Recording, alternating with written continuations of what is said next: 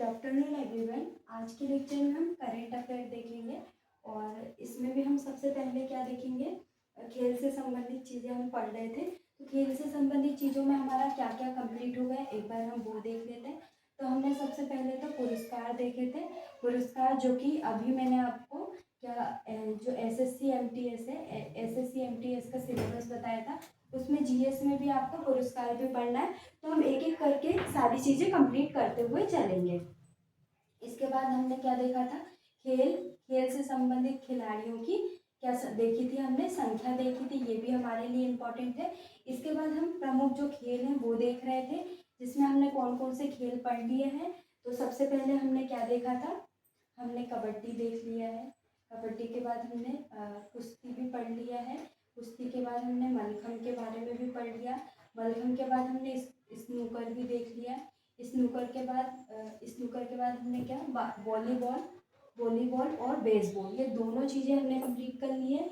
इसके बाद हमने क्या, वो पोलो और वाटर पोलो, तो हमारे ये दोनों चीज़ें हो गई, पोलो और वाटर पोलो। और गोल्फ भी हमारा क्या कंप्लीट हो गया, गोल्फ भी हमारा कंप्लीट हो गया। और क्या चीज़ कंप्लीट हो गई, और आज के लेक्चर में हम शतरंज को भी कंप्लीट कर लेंगे। फिर हमारे जैसे बास्केटबॉल हो गया, टेबल टेनिस हो गया, क्रिकेट हो गया, फुटबॉल और हॉकी। तो ये इतने गेम्स हमारे और रह जाएंगे, तो इसको भी हम क्या एक एक करके सारे सारे जो गेम्स है वो कंप्लीट कर लेंगे। और साथ में हम पैरेलल क्या क्या लेकर चलेंगे, जो एमटीएस में जो जीएस और जीके आएगी, वो हमारे क्या सभी एग्जाम के लिए इम्पॉर्टेंट है। तो हम उसमें भी जो राष्ट्रीय उद्यान है, सबसे पहले राष्ट्रीय उद्यान पढ़ेंगे, रामसर साइटों के बारे में देखेंगे, विश्व विरासत स्थलों के बारे में देखेंगे। तो 42 विश्व विरासत स्थल है, उसमें से हम सारे स्थल देख लेंगे कहाँ पर स्थित है और उनकी क्या विशेष चीज़ें हैं। तो हम मैप के थ्रू ये सारी चीज़ें देखेंगे। इसके बाद अभ्यारण्य भी हम देख लेंगे। अभ्यारण्य के बाद जो रिवर है, रिवर भी हमको पढ़ना है, जिसमें हमको प्रमुख शहरों के किनारे कौन सी रिवर स्थित है ये देखना है, और सहायक नदी देखना है।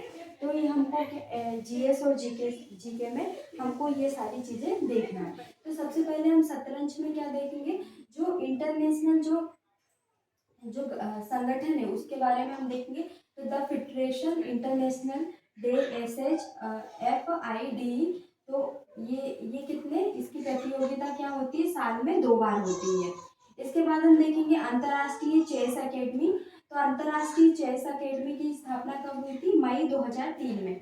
कब हुई थी अंतर्राष्ट्रीय चेस अकेडमी की स्थापना, मई 2003 में इसकी स्थापना हुई थी। अगर हम इसके मुख्यालय की बात करते हैं, कोझिकोड केरल में इसका मुख्यालय।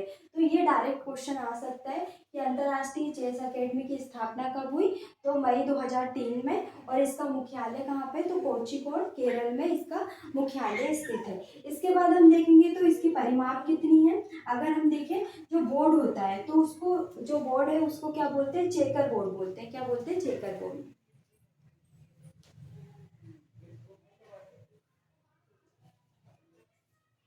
जो परिमाप है, सबसे पहले हम बोर्ड को क्या बोलते हैं, चेकर बोर्ड बोलते हैं। इसमें 64 वर्ग होते हैं। आपने कभी ना कभी चेस खेला ही होगा। इसमें कितने व्यक्ति होते हैं, तो 2 व्यक्ति होते हैं। तो 64 क्या होते हैं, वर्ग होते हैं, जिसमें से 8 ऊर्ध्वाधर होते हैं और 8 क्षैतिज। तो ये इसकी परिमाप आपसे जरूर पूछ लेते हैं। और 16 चेसमैन होते हैं। तो इससे इससे आपके क्वेश्चन बन सकते हैं। तो हमको ये देखना है, जो बोर्ड होता है उसको चेकर बोर्ड बोलते हैं।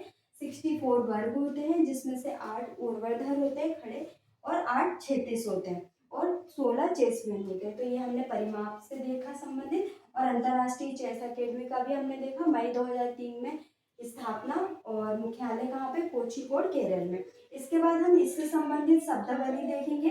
तो शब्दावली बहुत इंपॉर्टेंट है, ये एग्जाम में आती है। एक बिशप है, इसके बाद कैप्चर,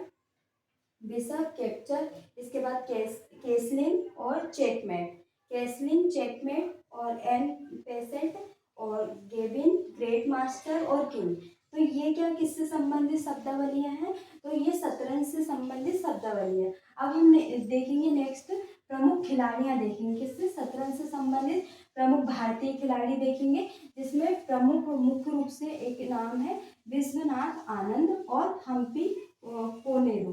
तो दो नाम हमको याद रखने हैं, विश्वनाथ आनंद। तो आपसे ये क्वेश्चन पूछ सकते हैं, विश्वनाथ आनंद का संबंध निम्नलिखित में से किस खेल से है, और उनके बारे में जो इन्फॉर्मेशन है वो भी पूछ सकते हैं कि शतरंज का ऑस्कर पुरस्कार 6 बार किसके द्वारा जीता गया। तो विश्वनाथ आनंद के द्वारा ये ऑस्कर पुरस्कार जीता गया था, और तभी से शतरंज के ऑस्कर पुरस्कार की क्या शुरुआत हो गई थी। इसके बाद अर्जुन पुरस्कार इनको कब मिला, 1985 में मिला। तो अर्जुन पुरस्कार की शुरुआत कब हुई थी, 1961 में, ये भी हमने पढ़ा था। इसमें 15 लाख राशि दी जाती है। इसके बाद खेल रत्न पुरस्कार 1991-92 भारत का पहला। तो खेल रत्न पुरस्कार जिसका वर्तमान में नाम क्या है, मेजर ध्यानचंद पुरस्कार इसको कहा जाता है, मेजर ध्यानचंद खेल रत्न पुरस्कार। पहले इसका नाम क्या था, राजीव गांधी खेल रत्न पुरस्कार। तो ये पहला ही, भारत का पहला खेल रत्न पुरस्कार किसको मिला, तो विश्वनाथ आनंद को, जिसका संबंध किससे है, तो शतरंज से इनका संबंध है। इसके बाद हम्पी कोनेरू, तो देश के पहले पुरुष ग्रैंड मास्टर, ग्रैंड स्लेम विजेता, 2007 में इन्हें पद्म श्री भी मिला। तो ये दो जो व्यक्ति हैं वो हमको याद रखना है, एक तो विश्वनाथ आनंद और हम्पी कोनेरू। तो ये दो व्यक्तियों के बारे में हमको याद रखना है। और जो ध्यानचंद खेल रत्न पुरस्कार है भारत का पहला, किसको दिया गया था, वो विश्वनाथ आनंद को दिया गया था।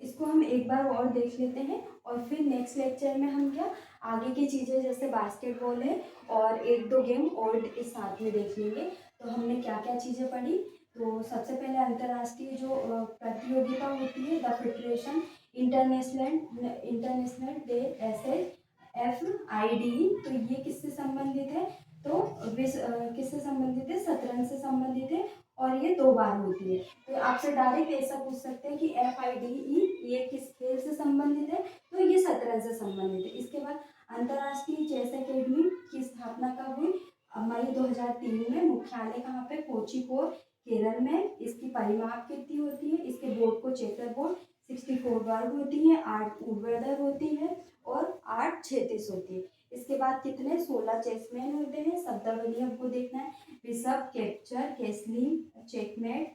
इसके बाद एन पेसेट, गेबिट, ग्रैंड मास्टर और किंग। तो ये शतरंज से संबंधित कुछ शब्दावली है। इसके बाद प्रमुख खिलाड़ी 2 हैं, एक विश्वनाथ आनंद और हम्पी कोनेरू, इनके बारे में याद रखना है। शतरंज का ऑस्कर पुरस्कार 6 बार जीता, अर्जुन पुरस्कार 1985 में, खेल रत्न पुरस्कार ध्यानचंद 1991-92 भारत का पहला, और हम्पी कोनेरू देश के पहले ग्रैंड स्लैम विजेता, और 2007 में इनको पद्म श्री मिला। अब नेक्स्ट लेक्चर में हम क्या देखेंगे, तो नेक्स्ट लेक्चर में हम बास्केटबॉल के बारे में पढ़ेंगे, और भी जो छोटा एक गेम है हम उसको देख लेंगे। तो 2 गेम हम कंप्लीट कर लेंगे, देन उसके बाद फुटबॉल के बारे में देखेंगे।